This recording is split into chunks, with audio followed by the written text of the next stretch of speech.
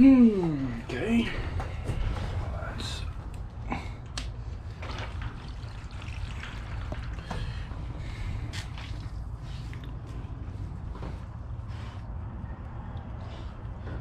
What do you think, Charlie? Don't know if you can see that, but we got one big old leak down there, it looks like. So I came up to turn the strawberry irrigation on for a few minutes this morning, or a couple hours, I guess, not a few minutes. And as soon as I turned it on, I found a heck of a water leak, it looks like. So headed down here to see what we can do to fix it. Looks like a dog or something chewed it off. So I'll see if I can get that fixed. One thing I never leave the house without is my multi-tool here. This Leatherman has gotten me out of so many binds before. It's unbelievable the amount of things I've been able to do with this thing. Keeps me from walking back and getting a screwdriver or a pair of pliers or many of.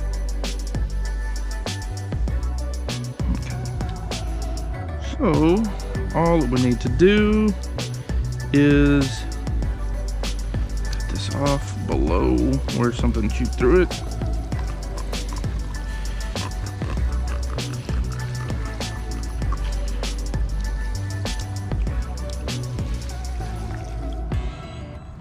Let me go ahead and pull this off. Maybe make it a little easier.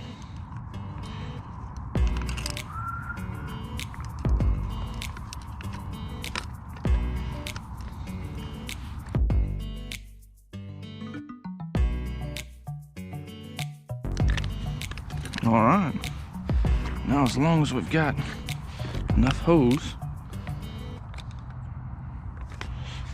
to get it back on there, stretch it out right. There we go. I guess I should have left myself some more hose when I built this system. Would have been a smarter thing to do. That's okay. Don't need that anymore. Get my tool back. And here's a strawberry patch from the other side.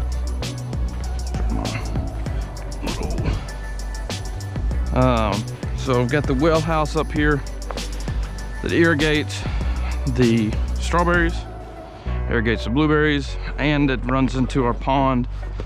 So I've already got the pump turned on. I've got my bypass valve here. This here is what this goes into the blueberry field. This one over this direction goes into the strawberry field. So I'm gonna open this one up. And then I need about 10, 12 PSI on this side. So all I'm gonna do is shut this valve off. And the more I shut it off, the more it raises. I'm gonna go about right there. 12, 13 PSI. And we should be able to go down here, check everything. We shouldn't have a leak anymore. Our hose here is filling up.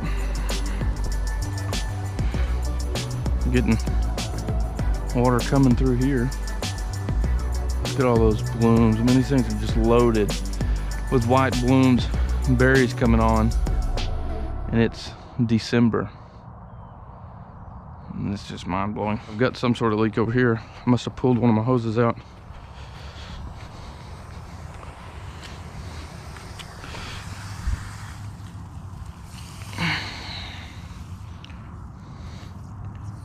Still gonna leak some, hopefully not as bad.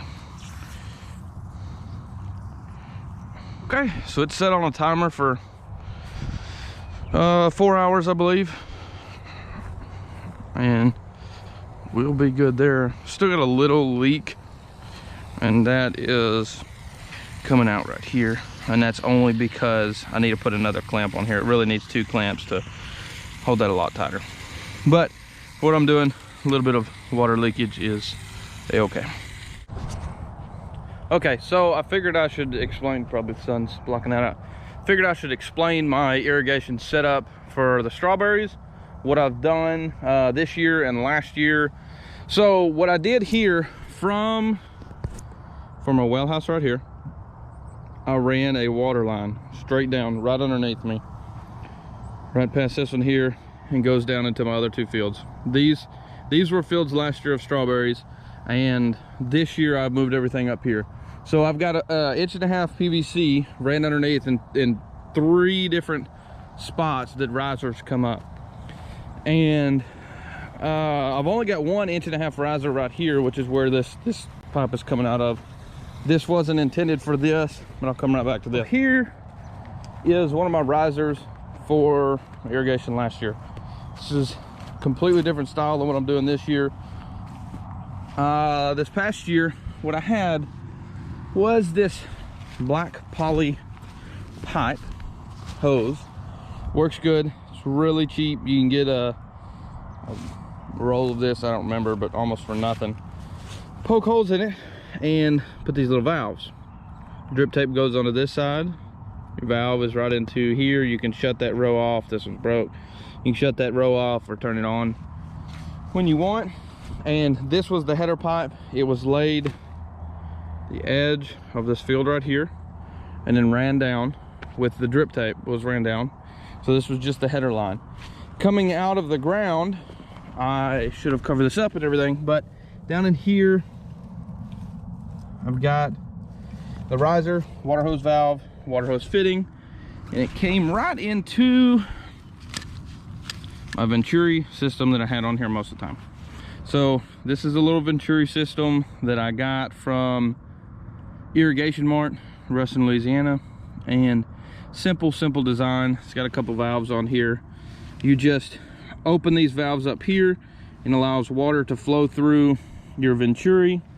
You shut these valves off a little bit until it starts sucking the fertilizer. So this end here, I would just stick into my 5-gallon bucket, and it would suck the fertilizer and run it through the drip system, run it straight to the bottom of the plants. So that's what I did this past year. It worked very well. It was a little bit cumbersome because I had to move this Venturi. I had it split up. I had to move it from this spot here, running this field here down to, there's another riser right where that pole is, and then fertilize those other 2 fields. So it took 2 different sections to fertilize them. It was just kind of a pain. This poly pipe, I didn't like it as much. And storing it afterwards, obviously I didn't store any of it. I just left it out here. Don't do what I did. I don't recommend. So this year I changed it up and I went and bought some 2-inch poly, 2-inch lay flat hose, and I have an 1.5 inch riser here straight from the well house, and I ran the lay flat. It's about 300 feet of lay flat, and I run it. My local fertilizer store had the cutter for cutting holes in this irrigation here. You would just cut a little hole in it, and these fittings, completely different from down there, no valves. These fittings here twist into there and tighten up. Maybe next year I'll get a video of these coming together. And then from there, we've just got our drip tape here, ran down under the strawberries. Pull up a little piece up here. So here's our drip tape. As you can see, we're dripping water underneath there as we go. It's got emitters every 12 inches, and it is just dripping water under there, irrigating everything. What I have to build, it'll be a video. One thing I have to build is the Venturi system for this new setup.